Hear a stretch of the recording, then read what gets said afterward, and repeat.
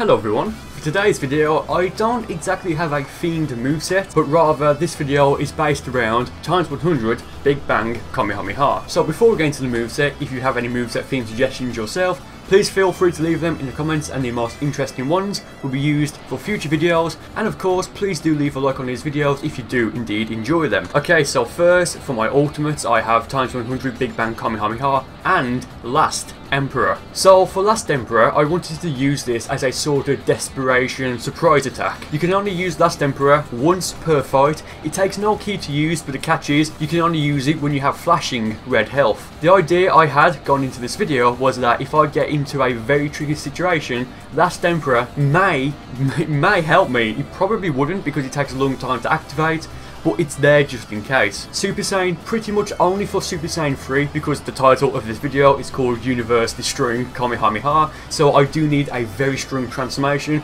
and Super Saiyan 3 is probably the strongest transformation in the game currently, and of course outside of the giant Namekian form. Hyper movement as my evasive because, well, I've said this before, it's probably the best evasive in the game outside of evasives such as Absolute Zero and others that could be considered cheap. And before someone leaves an unironic comment saying hyper movement is cheap, just keep in mind the two ways that I know of where hyper movement will break your guard is if your opponent is just doing nothing but blocking, in which case it'll break their guard, and secondly, if you use an ultimate and your opponent uses hyper movement, that's also going to break your guard. And that's not considered cheap because, well, answer me this, why would you use your ultimate attack when your opponent clearly has 3 or more bars of stamina? A lot of people don't know this, but you can actually perfect block hyper movement. Now granted, that's a very high risk to reward ratio because if your timing is ever so slightly off, you're going to more than likely get your guard broken. But just to wrap up hyper movement, it's not cheap, and you're more than welcome to debate me in the comments, but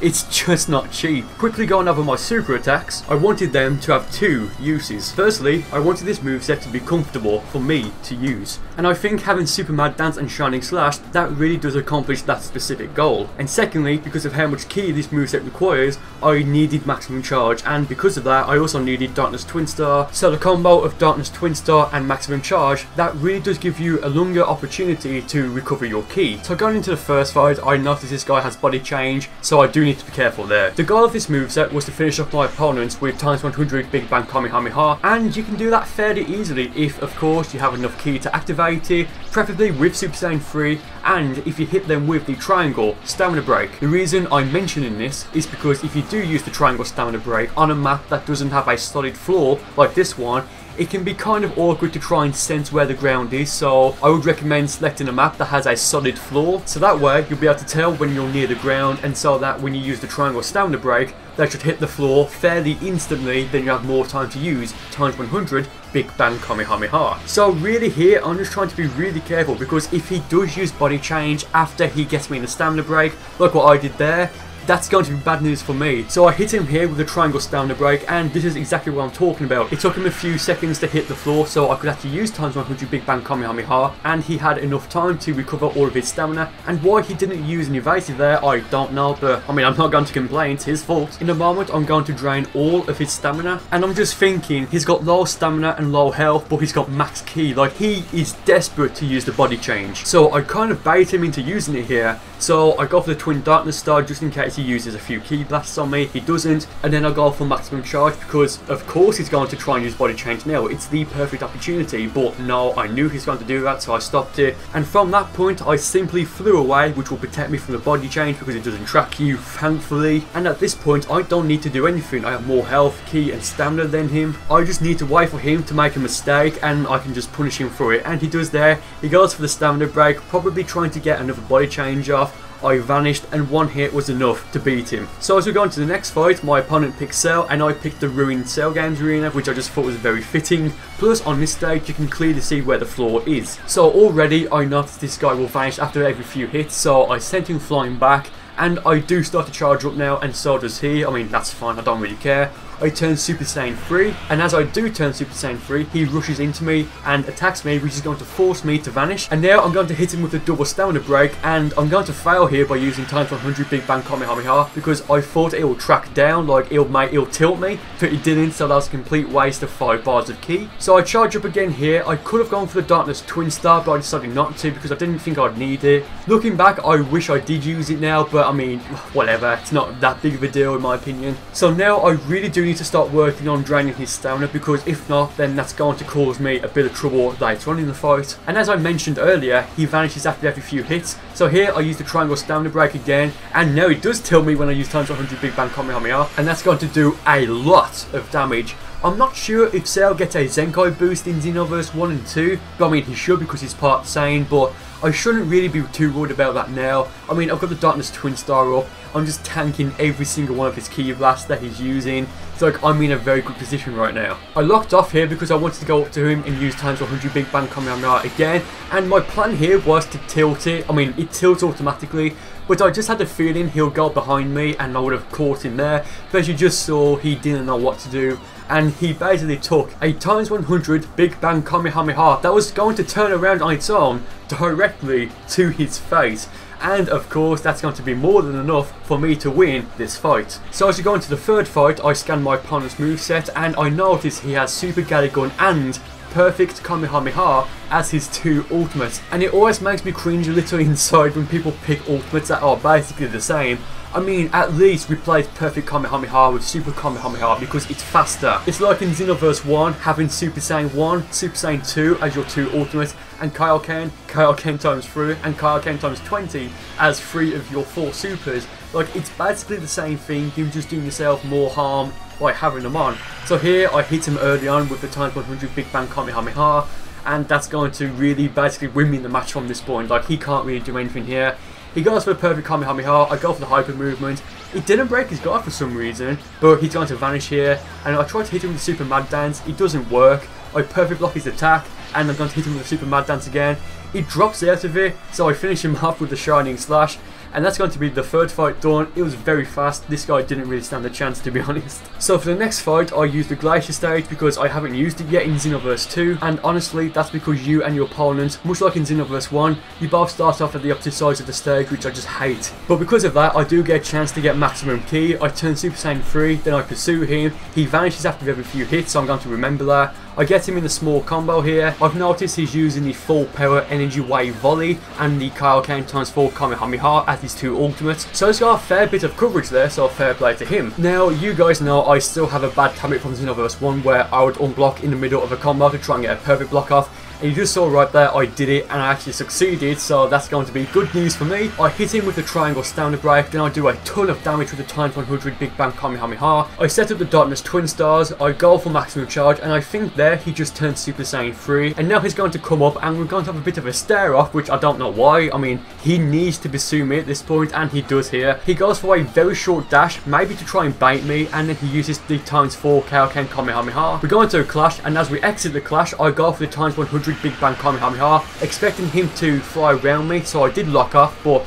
no, he just stood still, and much like the last guy, he's going to take that times 100 Big Bang Kamehameha directly to his face. So that was another pretty short fight, but I did think it was pretty fun. So for the final fight of this video, let's just say it's interesting. So this was one of the first fights I had where restrictions were off. Now I'm only just noticing this, but my opponent is level 58, but it doesn't matter because he uses a few capsules anyway, and you can't consider capsules cheap now in Xenoverse 2 because they can only be used when you make a play match with no limitations, and if you're making the match, you can select them to be on or off. So if you select them to be on, what do you expect is going to happen? And if you join someone else's lobby, you have like at least 15 seconds to read items allowed, and if you don't like that, then leave. It's that simple. You can't complain about items now, it's just, you just can't. So I think I found a new bug in Xenoverse 2. If you're in a player match which doesn't have restrictions, or if you do a quest either online or offline, and it finishes in this stage, which is the time chamber map, if you have the super soul equipped called something like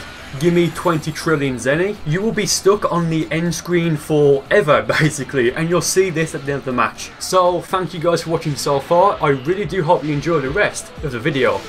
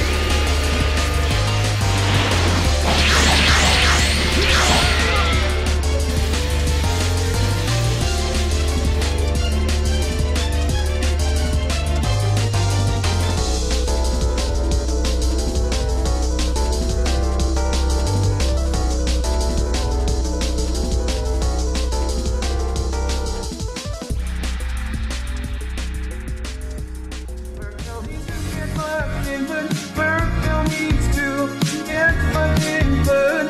ABL and me, you. ABL and me, you.